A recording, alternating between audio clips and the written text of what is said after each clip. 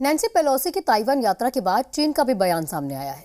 चीन ने कहा है कि पेलोसी के ताइवान जाने के बाद पैदा हुआ हालात का जिम्मेदार कोई और है तो वो सिर्फ अमेरिका है। ऐसे में सवाल यह है कि अगर चीन और ताइवान आपस में भिड़ते भी हैं तो अमेरिका क्या स्टैंड लेगा।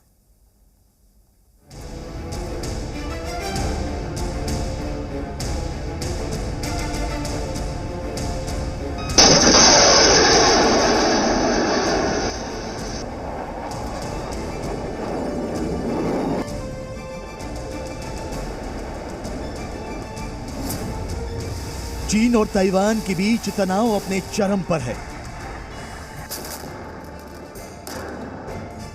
अमेरिकी स्पीकर नैन्सी पेलोसी की 20 घंटे वाली ताइवान पॉलिटिक्स से ड्रैगन बौखला उठा है।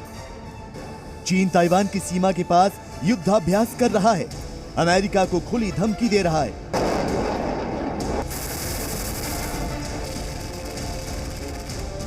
चीन ने अमेरिकी राजदूत निकोलस बर्न्स को तलब किया और फिर से धमकाया।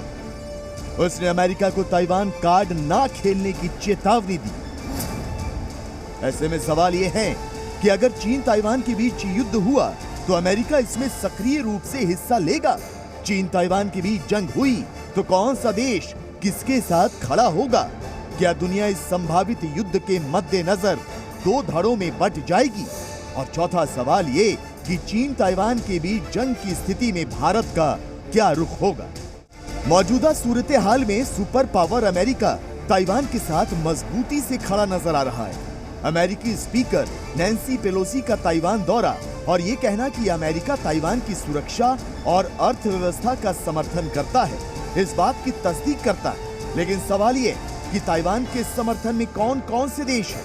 तो आपको बता दें कि अमेरिका तो ताइवान के साथ नजर आ ही रहा है। इसके अलावा ब्रिटेन भी ताइवान के समर्थन में आता दिख रहा है। ब्रिटिश अखबार गार्जियन ने रिपोर्ट में दावा किया था कि नवंबर में ब्रिटिश सांसद ताइवान का दौरा कर सकते हैं, जबकि जापान ने भी चीन की विस्तारवाद वाली नीति का विरोध किया है। चीन के युद्धाभ्यास पर चिंता जाहिर की है। तो अमेरिका, ब्रिटेन और जापान के अलावा क्वाड में शामिल ऑस्ट्रेलिया भी ताइवान का समर्थन कर सकता है। अगर चाइना ताइवान युद्ध होता है और उसमें अमेरिका इन्वॉल्व हो जाता है, अपने अमेरिका भी मिसाइल मारने लगता है चीन की तरफ, अगर तो वैसे केस में अमेरिका के साथ जापान आएगा, क्योंकि जापान और अमेरिका की मिलिट्री अलायंस है। क्योंकि जब अमेरिका चीन पे मारेगा तो चीन अमेरिका पे भी मारेगा और चीन जापान पे भी मारेगा, तो जापान भी आ जाएगा अमेरिका के साथ और वहां अमेरिका का बेस भी है। ताइवान 1949 से ही खुद को आजाद मुल्क मानता है, लेकिन अभी तक दुनिया के सिर्फ 14 देशों ने ही उसे आजाद देश के तौर पर मान्यता दी है और उससे कूटनीतिक संबंध बनाए हैं। भारत की बात करें तो उसके ताइवान से डिप्लोमेटिक रिलेशन नहीं है।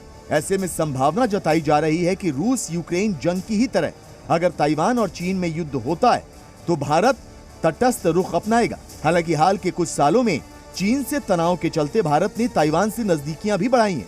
साल 2020 में बीजेपी ने अपने दो सांसदों मीनाक्षी लेखी और राहुल कासवान को ताइवान की राष्ट्रपति साई इंग-वेन के शपथ ग्रहण समारोह में वर्चुअली जुड़ने को कहा था।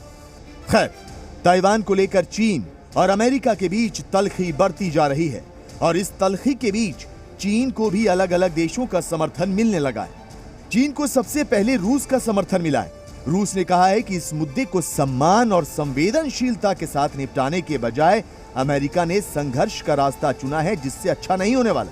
वहीं उत्तर कोरिया के विदेश मंत्रालय ने कहा है कि वो ताइवान के मामले में किसी भी बाहरी देश के दखल की घोर निंदा करता है और चीन का पूरा समर्थन करता है।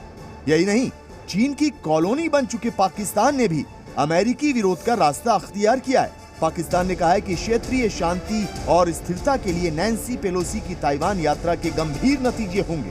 ताइवान के साथ अमेरिका आए या ना आए कह नहीं सकते, पर मानिए केवल ताइवान अकेला लड़ रहा है और पीछे से अमेरिका उसको पूरा सपोर्ट कर रहा है। ऐसे में चाइना के साथ कौन कौन खड़े होंगे? चाइना के साथ कोई देश नहीं खड़ा होगा। चाइना अकेले ही लड़ेगा ताइवान के खिलाफ, परंतु उसके अलावा जो देश खड़े होंगे, अगर केवल चाइना ताइवान की होती है तो कुछ देश डेफिनेटली यस लग रहा है रशिया खड़ा होगा, पर रशिया क्या मिलिट्री रूप से खड़ा होगा कह नहीं सकते।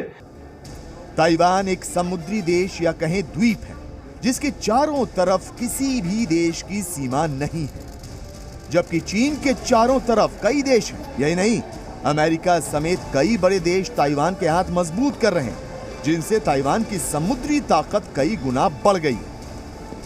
ऐसे में ड्रैगन चाहकर भी अपनी पूरी ताकत ताइवान के खिलाफ नहीं झोंक सकता।